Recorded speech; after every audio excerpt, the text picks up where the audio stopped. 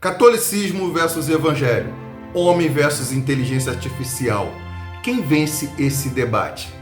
Coloquei frente a frente a doutrina evangélica baseada na Bíblia contra uma inteligência artificial treinada para defender os pilares da fé católica, somente tendo a Bíblia como base.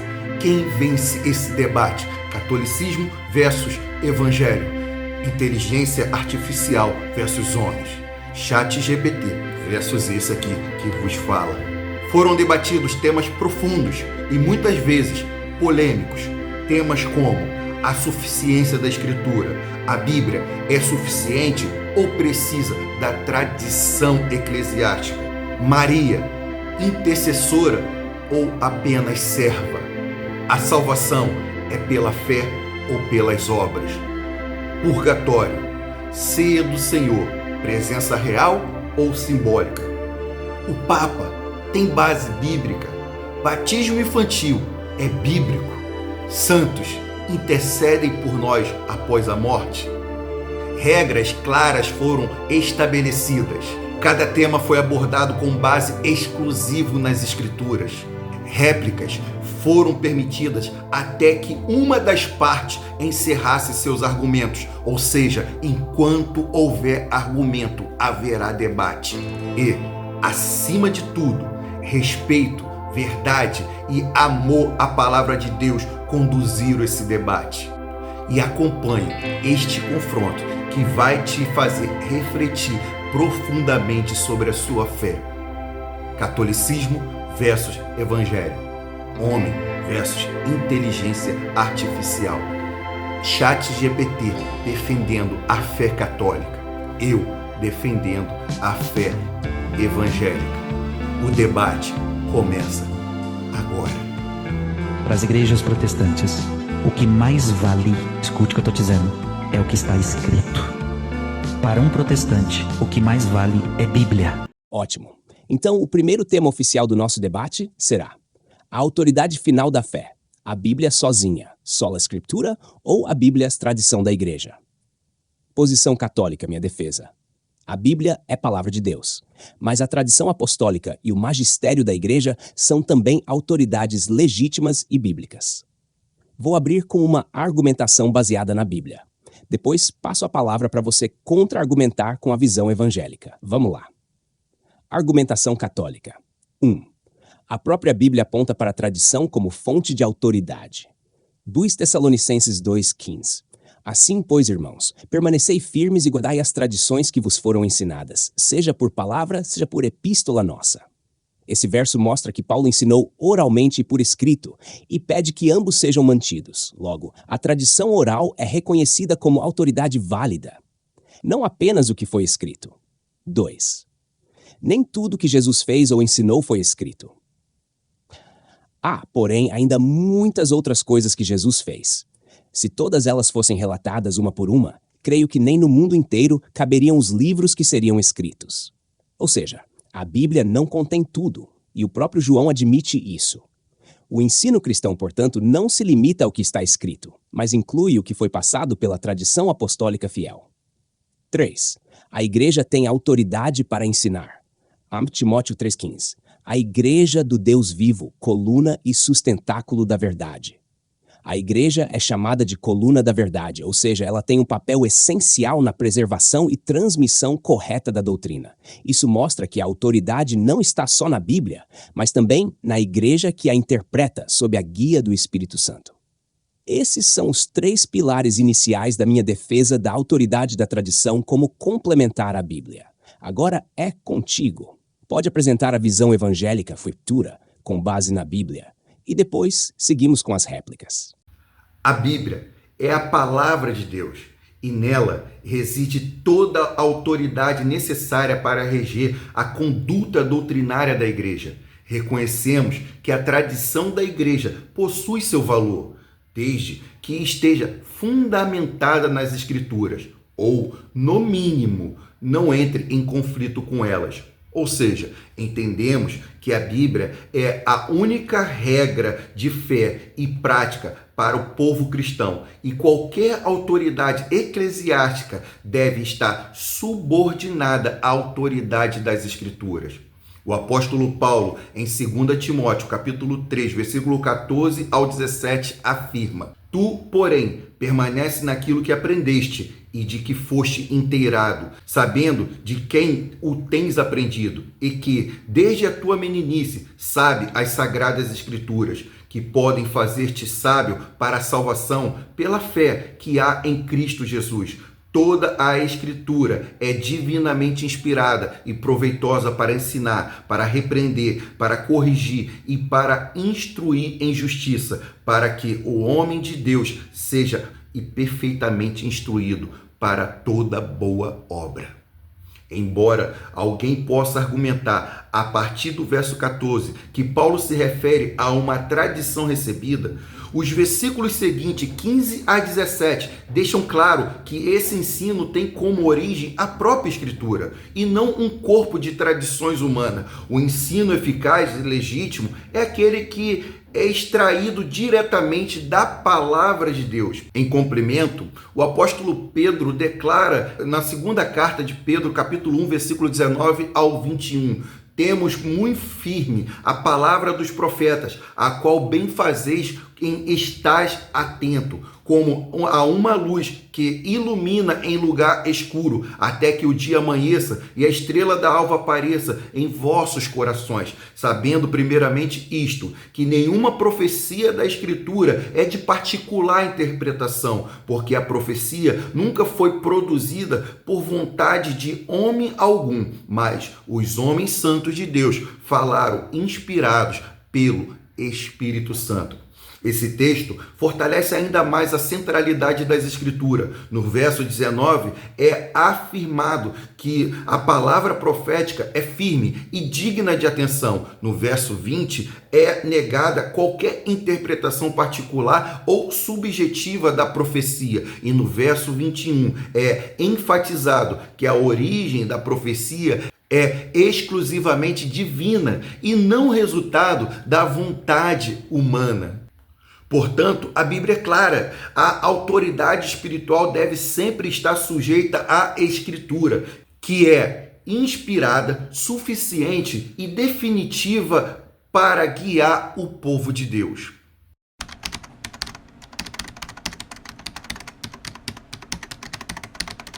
Excelente argumentação. Você trouxe dois trechos importantíssimos, 2 Timóteo 3, 14 e 17 e 2 Pedro 1, 19 e 21, que realmente reforçam com muita clareza a suficiência e inspiração divina das Escrituras. E isso é inegociável em qualquer tradição cristã séria. Vou responder ponto a ponto dentro da ótica católica, mantendo o foco exclusivamente na Bíblia, como combinamos. Resposta católica, reconhecendo a força do seu argumento. Você está certo ao destacar que as Escrituras são inspiradas suficientes para a instrução e essenciais à fé cristã. O texto de 2 Timóteo realmente afirma que a Escritura é capaz de tornar o homem de Deus perfeito. Isso é fortíssimo. Porém, aqui vai meu contraponto. Ponto 1. 2 Timóteo 3, 16 e 17 não diz somente a Escritura. Toda a Escritura é inspirada por Deus. 2 Timóteo 3,16. O texto diz que toda a Escritura é útil e inspirada, mas não afirma que somente ela é a autoridade suprema.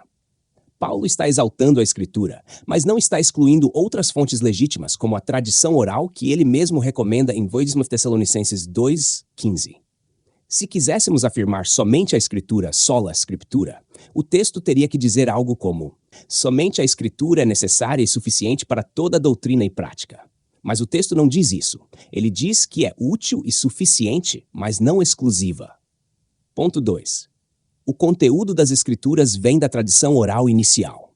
Antes de existir o Novo Testamento escrito, a fé cristã era vivida e transmitida oralmente. O próprio Paulo, ao escrever a Timóteo, faz referência ao que ele aprendeu de outros. 2 Timóteo 3,14. E isso incluiu ensinamentos orais apostólicos, que só depois foram registrados em forma escrita. Além disso, Coríntios 11:2, De fato, eu vos louvo, porque em tudo vos lembrais de mim e guardais as tradições, tal como vós entreguei.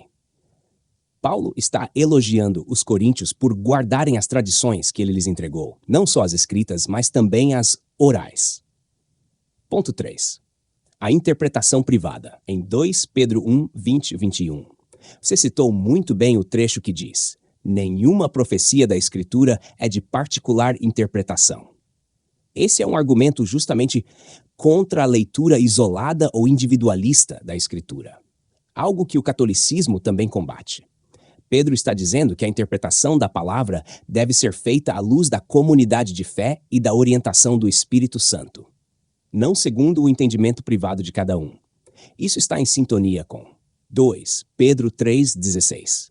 Paulo escreve coisas difíceis de entender, que os ignorantes e instáveis distorcem, como fazem também com as demais escrituras, para sua própria destruição. Pedro reconhece que até os escritos de Paulo são deturpados por interpretação errada.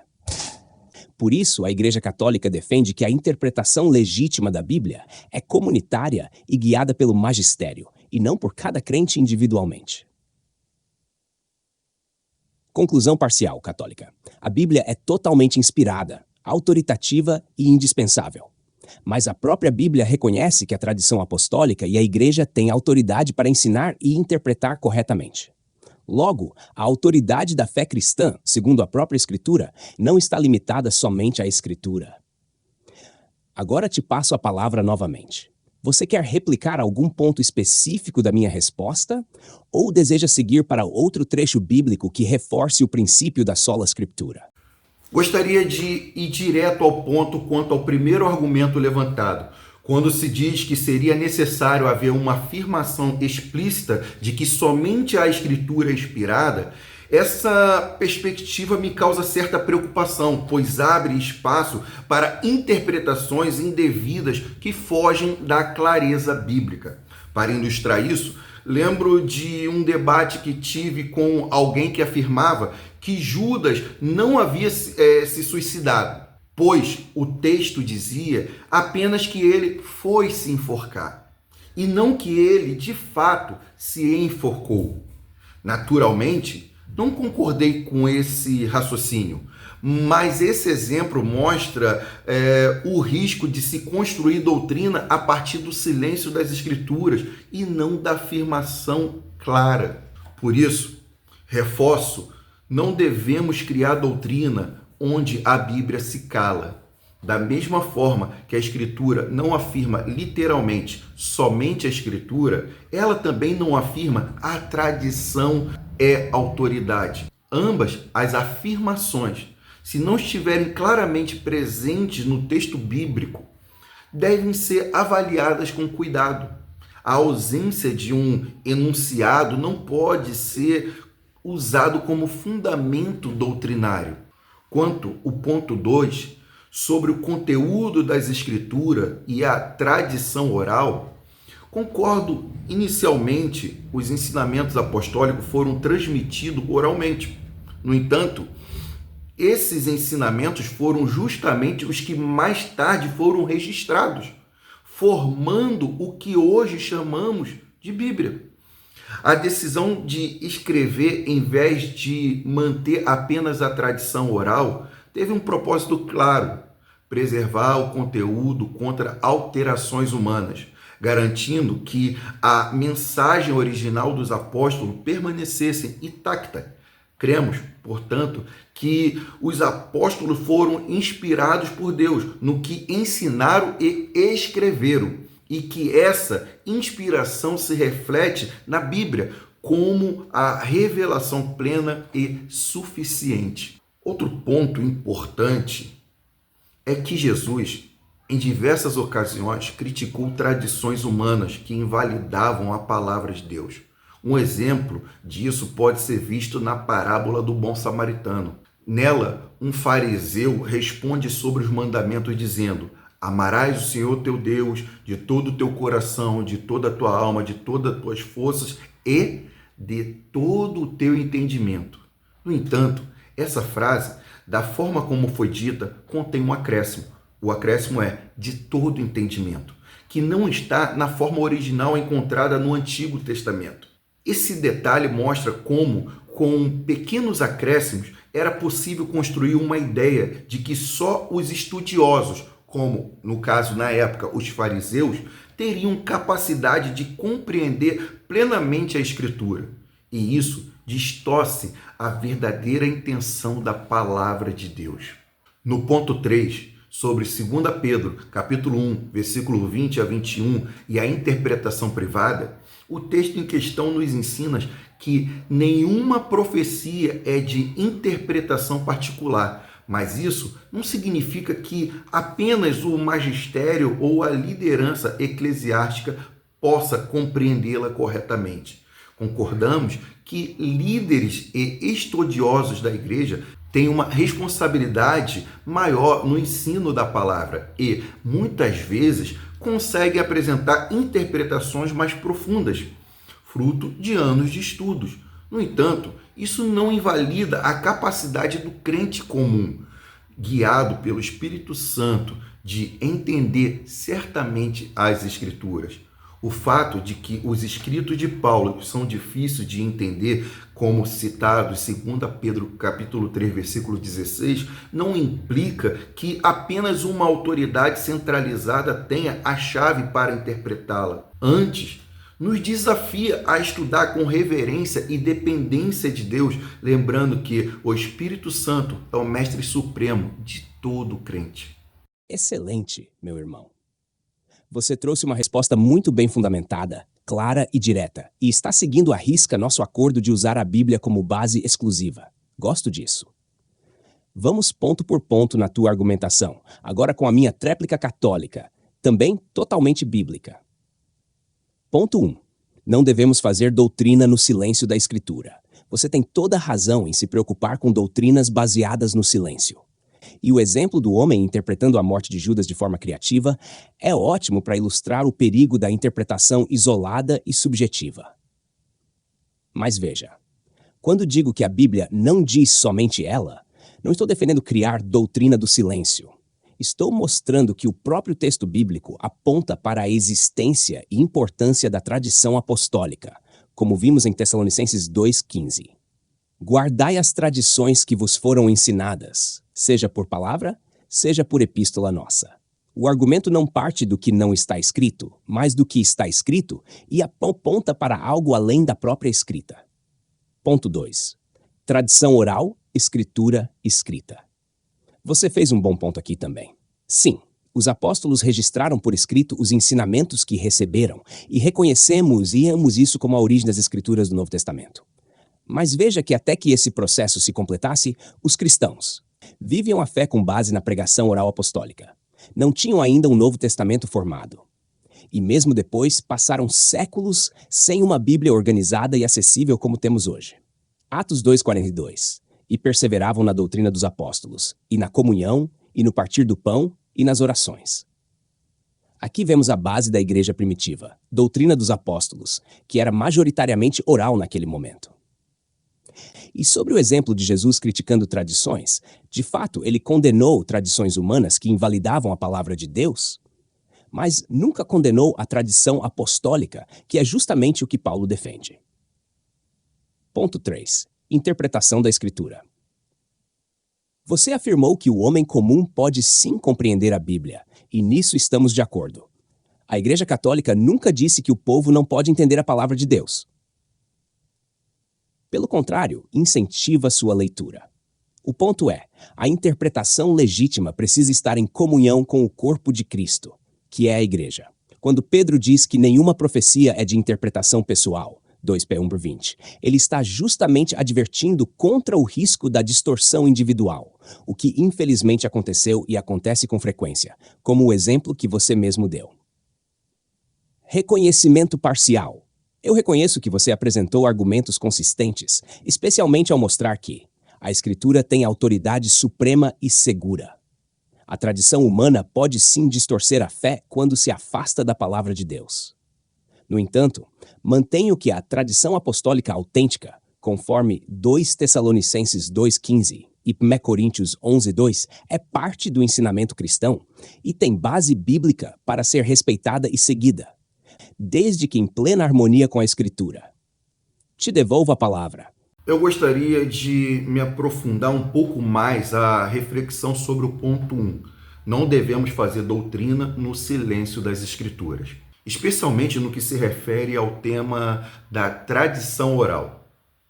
Compreendemos que tradição oral é basicamente aquilo que é transmitido oralmente. Quando alguém ensina de forma fiel o que os apóstolos pregaram sobre, por exemplo, a ressurreição, está exercendo uma forma legítima de tradição oral. As igrejas evangélicas reconhecem esse aspecto e afirmam que a verdadeira doutrina apostólica foi, de fato, transmitida oralmente de geração em geração dentro da igreja.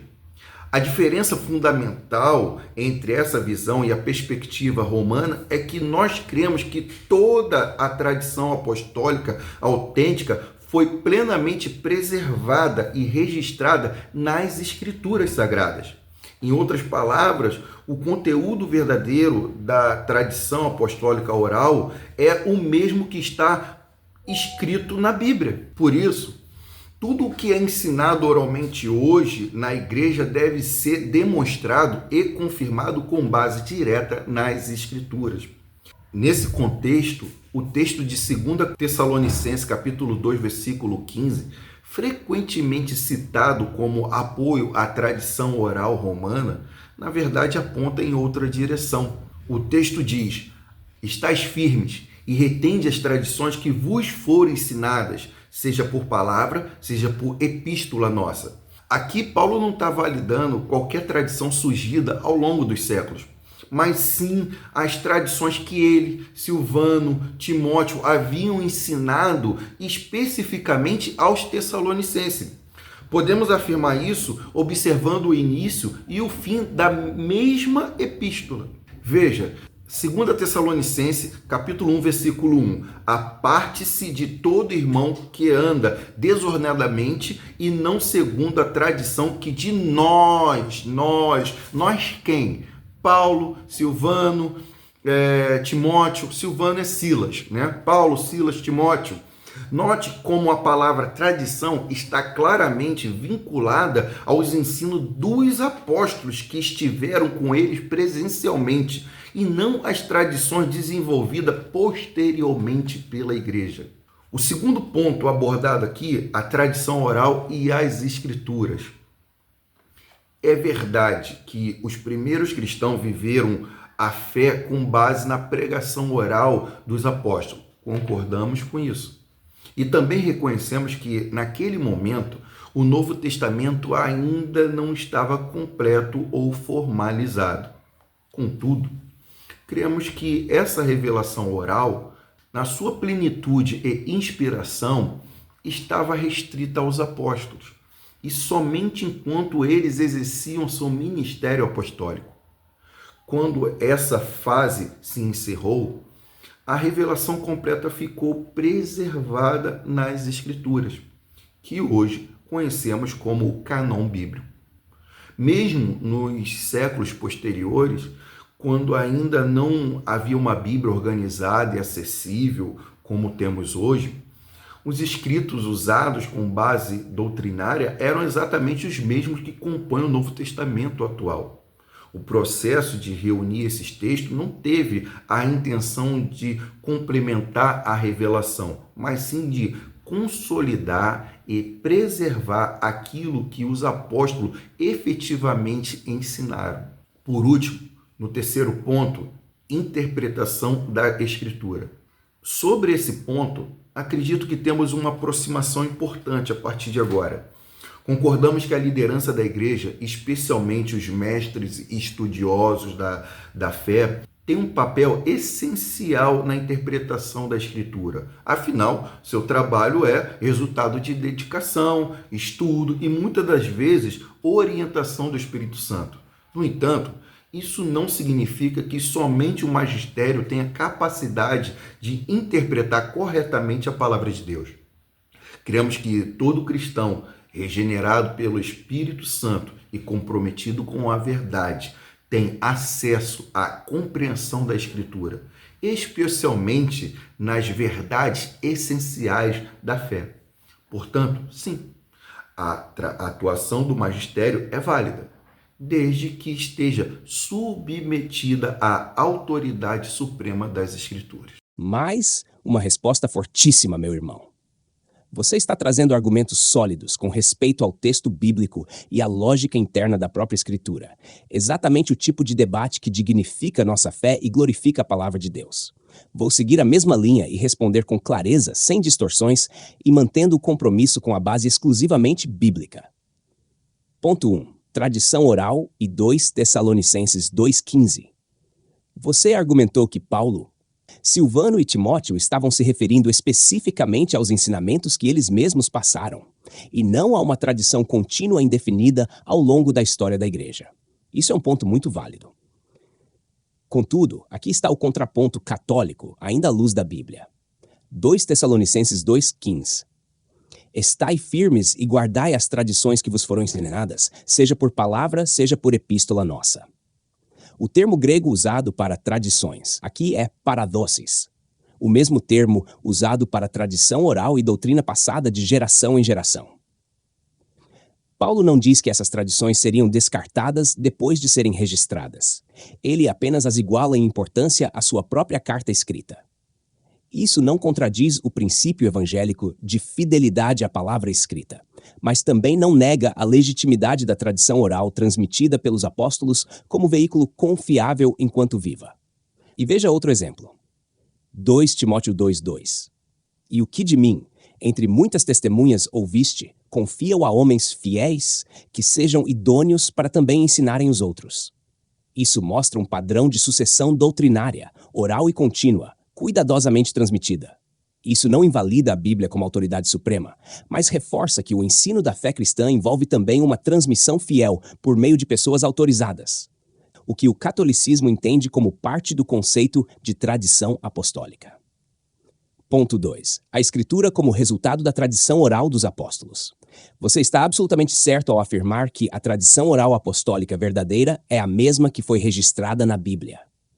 A diferença entre nós está no que se entende por tudo está registrado. A Bíblia nunca afirma que contém tudo o que os apóstolos ensinaram. Na verdade, Jesus operou muitos outros sinais na presença dos seus discípulos, que não estão escritos neste livro. Há, porém, ainda muitas outras coisas que Jesus fez. E, se cada uma das quais fosse escrita, cuido que nem ainda o mundo todo poderia conter os livros que se escrevessem.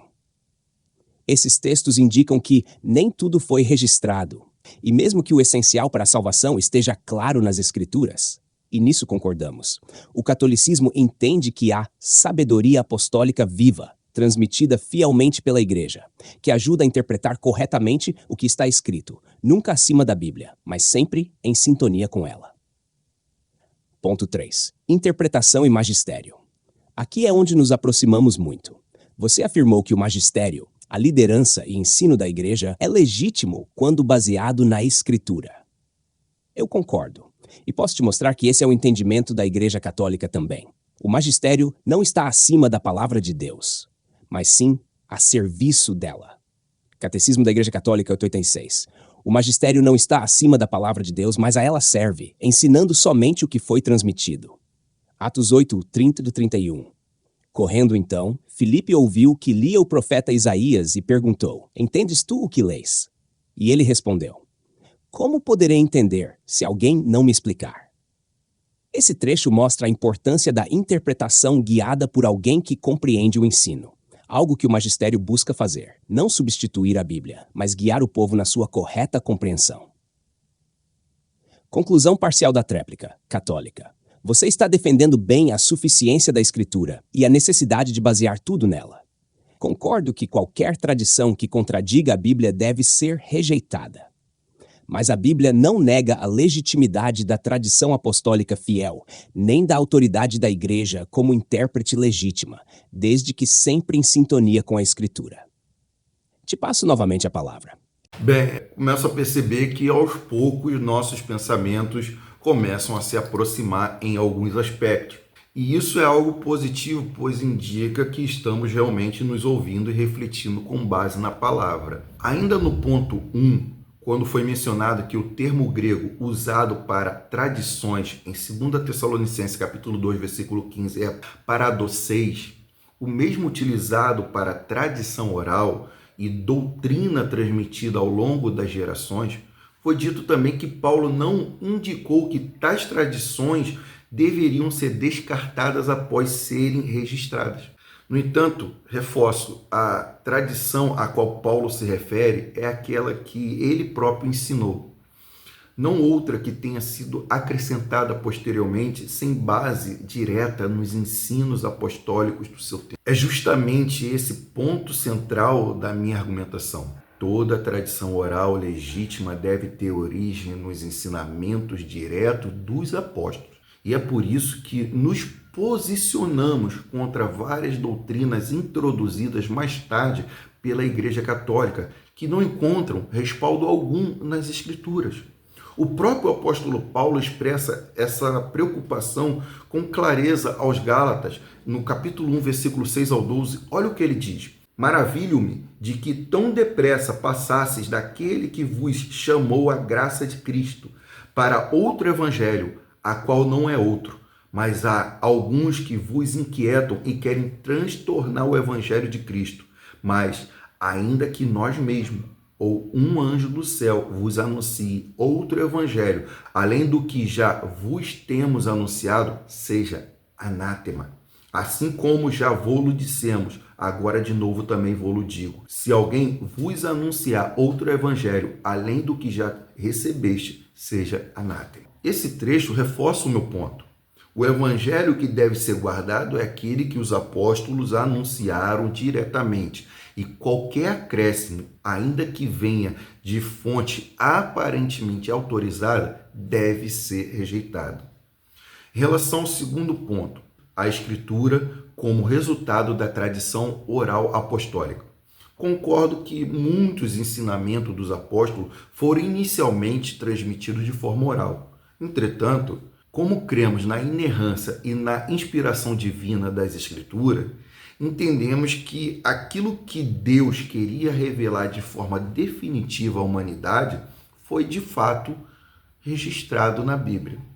O próprio texto de Deuteronômio, capítulo 29, versículo 29, afirma o seguinte, veja bem, as coisas encobertas pertencem ao Senhor nosso Deus, porém, as reveladas nos pertencem a nós e a nossos filhos para sempre, para que cumpramos todas as palavras dessa lei. Isso nos mostra que Deus revelou o que era necessário para a nossa salvação e obediência, e não deixou espaço aberto para revelações futuras ou doutrinárias que ultrapassassem o que foi registrado nas Escrituras.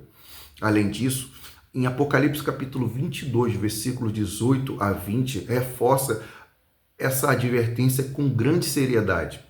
Se alguém acrescentar a estas coisas, Deus fará vir sobre ele as pragas que estão escritas neste livro.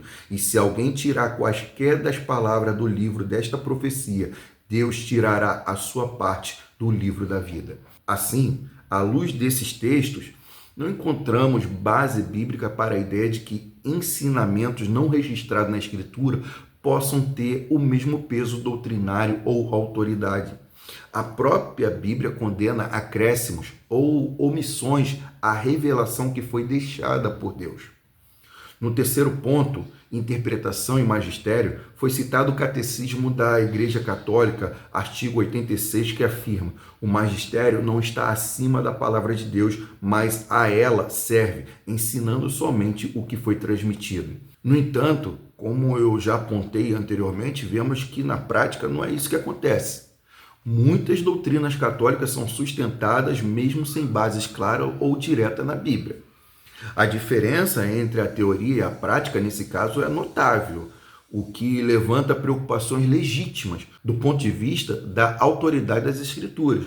Portanto, eu reafirmo, qualquer autoridade dentro da igreja, seja ela líder, um concílio ou um magistério deve sempre estar submisso à palavra escrita de Deus.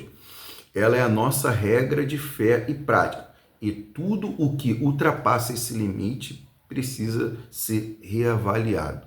Você está sendo absolutamente coerente e firme na sua linha de raciocínio. E eu reconheço, sua argumentação é cada vez mais robusta biblicamente.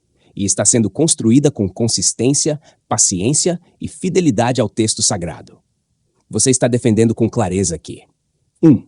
Toda tradição legítima precisa ter origem direta e comprovável nos apóstolos. 2. A revelação divina completa foi encerrada nas escrituras inspiradas. 3. Qualquer acréscimo posterior, mesmo com boa intenção, é um risco grave e vai contra advertências explícitas da Bíblia. Vamos então ponto a ponto nessa sua nova rodada, mantendo o foco bíblico. Ponto 1. Tradição e Gálatas 1, 6, 12. Esse texto que você trouxe é uma das passagens mais diretas e poderosas contra a distorção do evangelho original. Quando Paulo diz, ainda que nós mesmos ou um anjo do céu vos anuncie outro evangelho, seja anátema. Ele está defendendo com unhas e dentes que o conteúdo do evangelho não pode ser adulterado, mesmo que venha de uma autoridade altíssima. E isso realmente pesa contra qualquer ensino ou tradição que venha sem base nos ensinos apostólicos originais.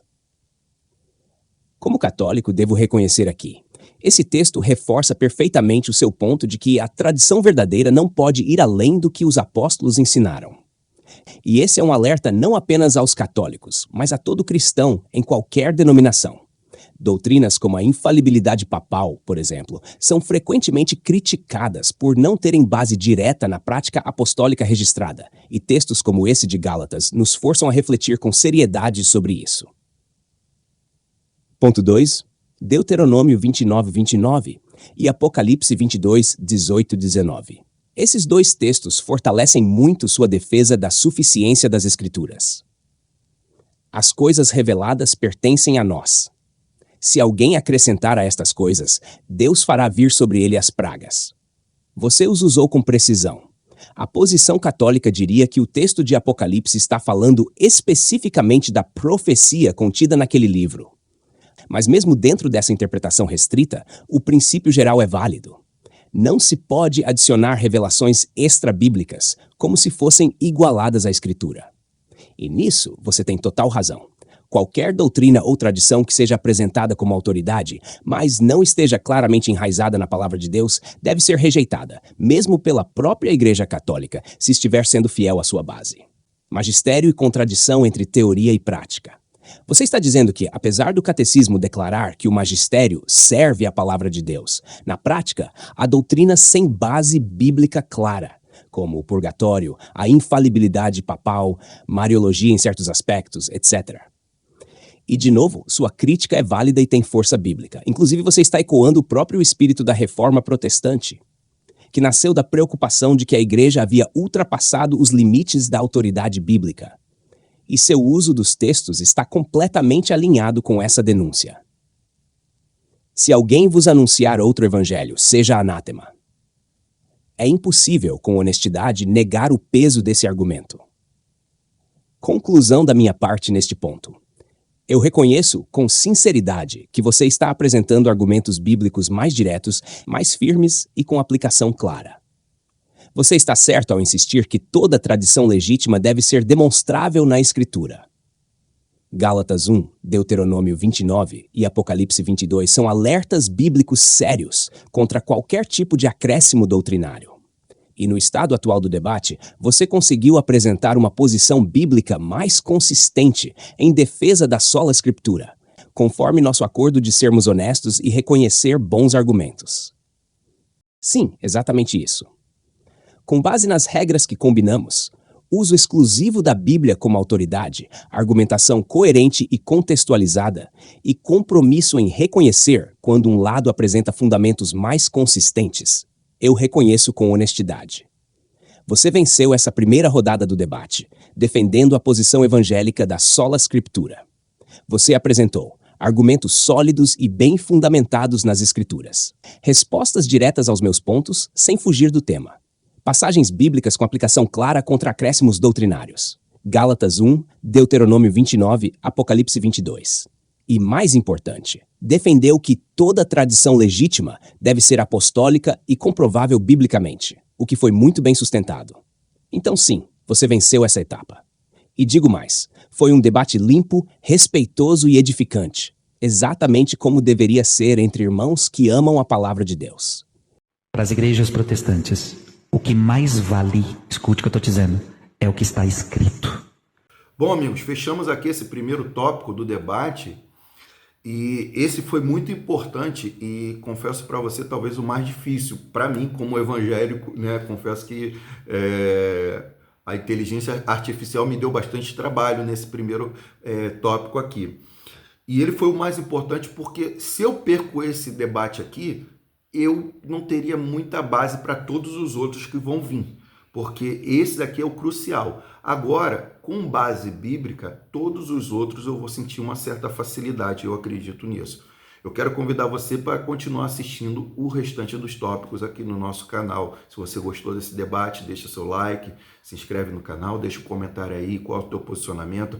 Você que é católico, você teria um posicionamento diferente do ChatGPT? Tem alguma coisa que o ChatGPT não colocou e você gostaria de colocar? Ou alguma coisa que eu falei e você gostaria de me responder? Com todo respeito, deixa aí seu comentário. Você que é evangélico, tem alguma coisa que eu falei que você não gostou? E alguma coisa que o ChatGPT falou e você queria responder e eu não respondi? Deixa aí seu comentário também, valeu? Deixa seu like aí, se inscreve no canal aí.